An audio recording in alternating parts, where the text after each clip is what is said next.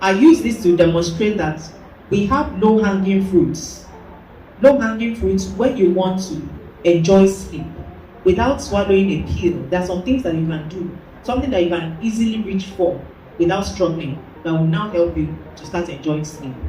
And one of them is a wind down routine, winding down. So if you want to sleep at 10 p.m., your wind down should start how many minutes before? 30 minutes to 1 hour before, 30 to 60 minutes before your sleep time. So you have to set a time for sleep. Many of us, we set our alarm to wake up, but we don't set an alarm to sleep. So we need to begin to set an alarm and go to bed at about the same time every day. When we do that, our brain will remember. So wind down routine, put a coffee on your phone. But someone was telling me yesterday now that what she has done is that her phone goes up automatically at a particular time. And then there's some other relaxation techniques that we'll talk about. So this is for people having difficulty falling asleep. How about for people who have slept? You are so tired, you fall asleep within 5 minutes. In fact, I tell people, if you fall asleep within 5 minutes of hitting the pillow, it's likely you have been sleep deprived. Yes, man, that happens. So it's important that we relieve our stress levels, before we sleep. And that's why winding down is important. We'll talk about the things that will help relieve our stress. So how about maintaining sleep? One of the things that can help make us to wake up is when we're stressed.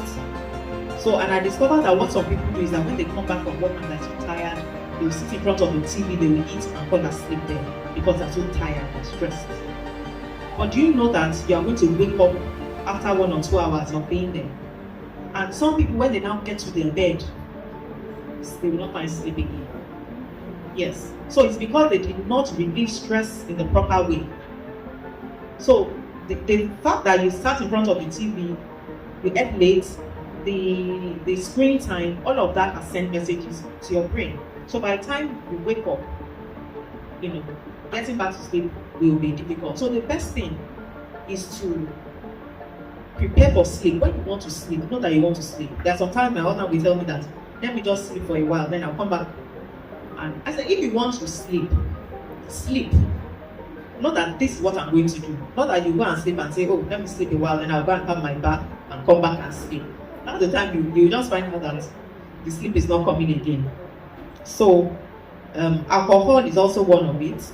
And somebody told me that it makes me fall asleep, but it boomerangs after a while. So even though you feel drowsy on taking it, after a while, you will wake up.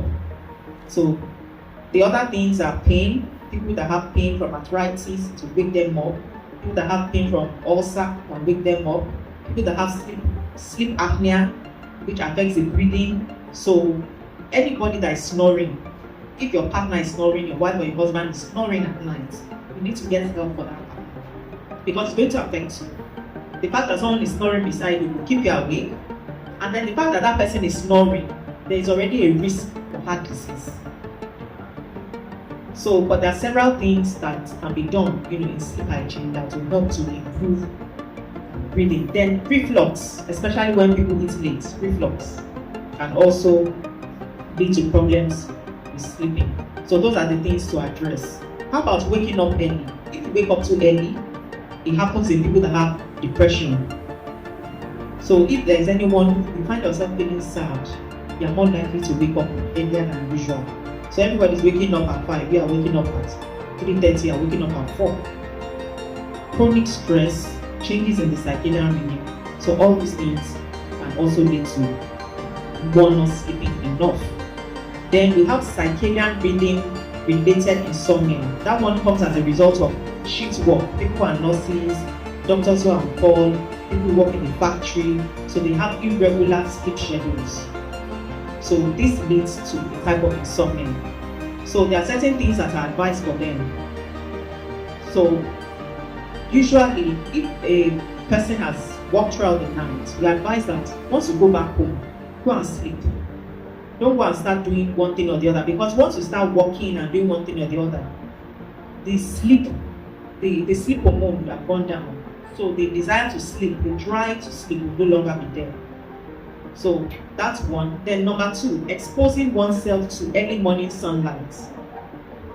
Is also important for everybody actually. So if you spend all your day inside the house, you don't go out, especially in the morning, it can affect your sleep at night. So it's important to expose yourself to some early morning sunlight.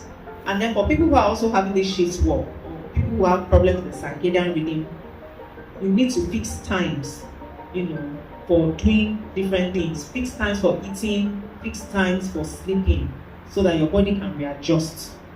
So it's a gradual process, but it needs to be supervised by your doctor or a physician that knows about it. Then we now have psychophysiological insomnia.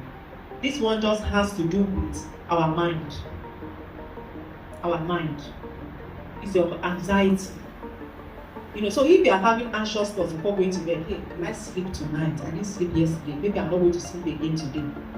Once you are having anxious thoughts about sleep, then it will keep on reinforcing you're not sleeping. And this is the condition that requires CBT.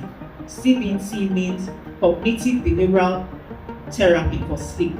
We normally offer CBT to people who have depression and some mental health disorders, but we now have one that is specific for insomnia. So that is the gold standard for someone who has chronic insomnia. And it will help to reduce sleep anxiety, and it will help you to associate the bed with sleep. So are there some of us who, when you go to sleep and you find yourself not sleeping, do you just stay on the bed, or what do? Or you get up? So you just stay there.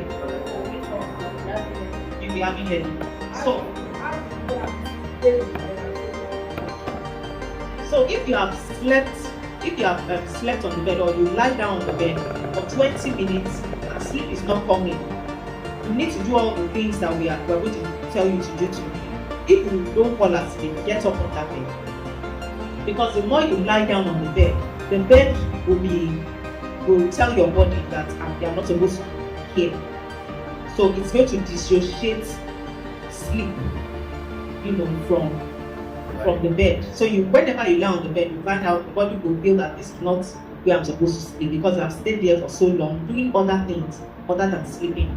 If you stay on your bed, you are reading, you stay on your bed, you are watching TV, scrolling on your phone, and you're on your bed, the body is going to sense that the bed is not for sleep. So you need to dedicate that bed for sleep and intimacy